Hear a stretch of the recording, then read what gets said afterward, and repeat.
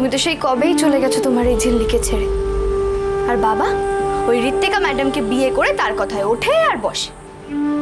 তাহলে আজ এমন কি চমৎকার ঘটলো বলো তোমার, যে বাবা এই ঝিল্লির জন্মদিন মনে রেখেছে? আচ্ছা মা, ওই ঋত্বিকা ম্যাডামকে ভূতে পেল না তো? ঝিল্লি শোনো, এদিকে শোনো, সুস্থ থাকো, ভালো থাকো, আমার পরমায়ু তোমার হোক। ও সন্ধ্যা মা, তুমি কাঁদছো কেন গো? আচ্ছা একটা কথা বলো তো, ঋত্বিকা ম্যাডাম বাবাকে এবার আমার জন্মদিন পালন করতে দিচ্ছে যে বড়, তুমি জানো না তো? আমি জানি এই রহস্যটা কে জানে। দাঁড়াও।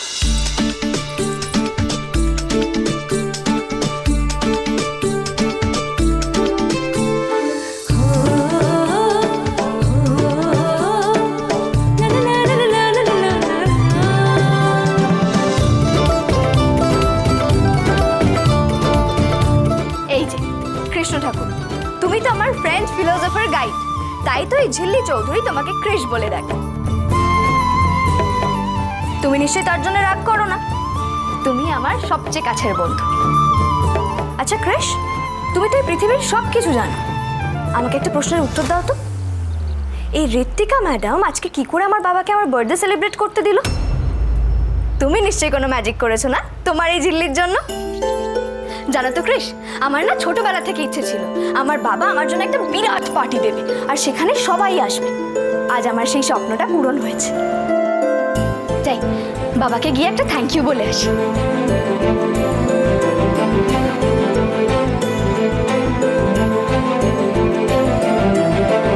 জন্মদিনের দিন মেয়েটা একটা বড় আঘাত পাবে গো বড় বৌদি।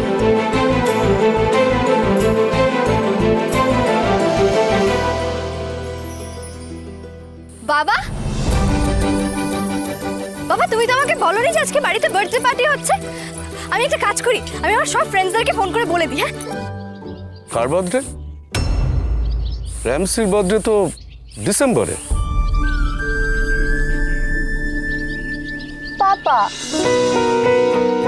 তুমি এত কাজের মধ্যে আমার বার্থডেটা কখনো ভুলো না, না? কি করে ভুলিস না? তুমি যে আমার সোনা মেয়ে, লক্ষ্মী মেয়ে, তুমি তার ঝিল্লির মতো ইনডিসিপ্লিনড ছন্ন ছড়া নাও। আচ্ছা ঝিল্লিকে কিন্তু সবটা বলার দরকার এখন। তা তুমি বলবে নাকি আমি বলবো, কোনটা? তুমি বলো। শোনো ঝিল্লি, আজ তোমার বিয়ে।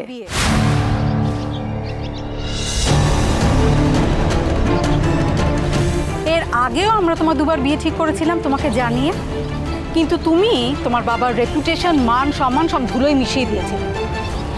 আর এবার আমি তোমার বিয়ে ঠিক করেছি গোপনে। পাত্রের নাম অয়ন বিশ্বাস, হি লিভস ইন লন্ডন। ওর আর্নিংও খুব ভালো। আমি তো বিয়ে করবো না ঋত্বিকা ম্যাডাম। তোমার ঘাড় করবে, কোনো বাদরাবো শুনবো না এবার। আজ সন্ধ্যায় তোমার বিয়ে। তোমার মম আর আমার পরিচিত কিছু গেস্টদের খালি ডেকেছি, তাদের কাছে আমাদের ফেস লস যেন না হয়। কিন্তু বাবা আমি তো একজনকে ভালোবাসিস? কে? তোর ওই বন্ধু তো ঝিল্লি। মন তোর জন্য যে পাত্রটা ঠিক করেছে না, সে তো ধরা ছোঁয়ার অনেক বাইরে।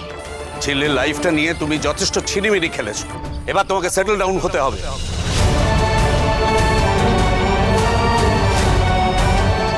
আর ভালোবাসা, তোমার মতো মেয়ের কোনো ভালোবাসা হতে পারে না।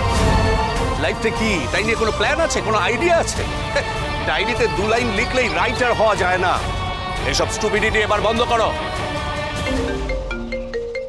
মিস্টার শর্মা। হ্যালো। না না, বাড়িতেই আছে। রামজি এসো, ব্রেকফাস্ট করবে এসো। আর তুমি দাঁড়িয়ে থেকো না, ঘরে যাও।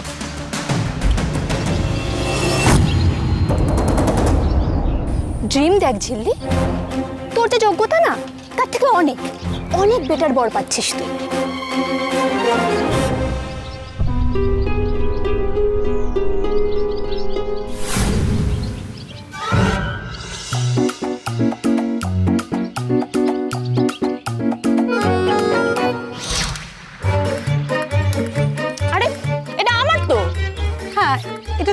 খাবার? কি করছো? তোর তো নে খা।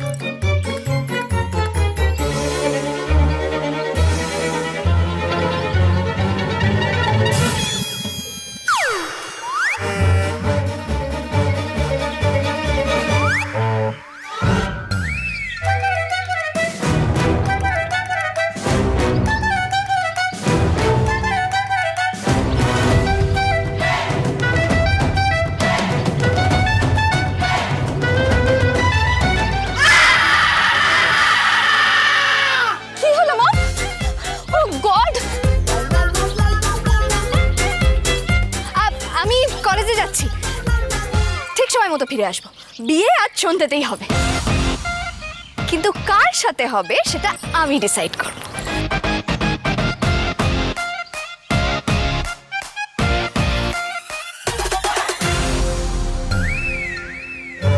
মাথায় পাস্তা পরে ঋত্বিকা ম্যাডাম আজ পাস্তা বুড়ি হয়ে গেল। আস্তে আস্তে এক্ষুনি পড়ে যেতে, সত্যি। এই নাও তোমার খাবার করে দিয়েছি, এটা রাস্তায় যেতে যেতে খেয়ে নেবে। আমি এদিকটা দেখে নিচ্ছি, তুমি তাড়াতাড়ি ফিরো কিন্তু, কেমন? একবার তো সানিকে জানাতে হবে সন্ধ্যামা। ওকে ফোন করছো না, আমার ফোনটাই ধরছে না। নিশ্চয়ই ক্লাসে ব্যস্ত আছে। আমাকে ওকে সাথে তাড়াতাড়ি যেতে হবে। দাও তো, দাও, দাও, দাও। আমি আস্তে সাবধান।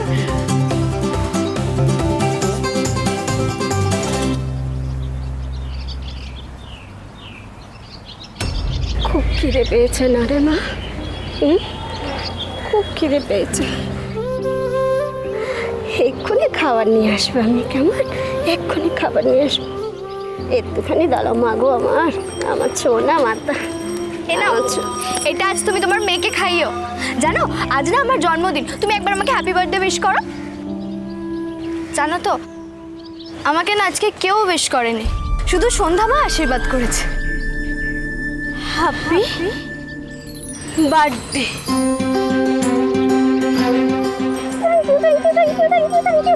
Thank you. এ না, এটা তুমি ওকে আজকে খাইয়ে দিও। হ্যাঁ, ধর ধর। জানো তো আজ যদি আমার মা থাকতো না, আমার মা আমাকে পায়েস করে দিত,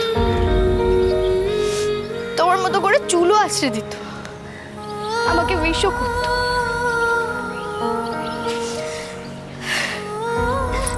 আমি আসি, হ্যাঁ? তুমি ওটাকে খাইও, খেয়ে নিও কিন্তু।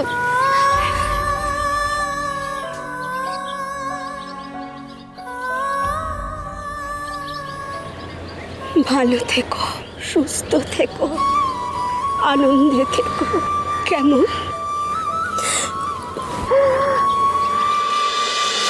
সুজনে সুজনে রয়েছে যেন